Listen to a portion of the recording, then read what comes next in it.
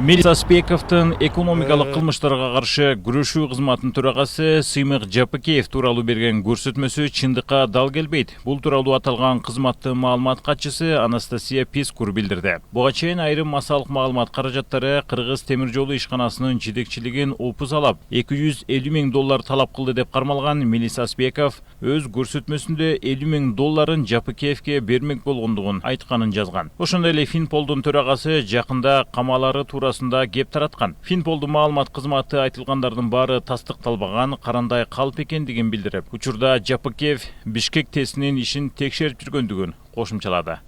Финансовая полиция проводится работа по выявлению, раскрытию. Учурда финансы полициясы тарабынан коррупция, экономикалык жана финансылык кылмыштар менен күрөш тынымсыз жүрүп жатат. Жогорку рангдагы аткаминерлер аралашкан резонанстуу кылмыштуу схемаларды аныктап алдын алууда. Мындан улам биздин кызматтын жетекчилигине күбө жабууга аракет кыла башташты. Андай учурдагы кайталанышы мүмкүн, бирок биз ишти токтотпойбуз. Эң башкысы элдин ишеними жана колдоосу керек. Чиновников.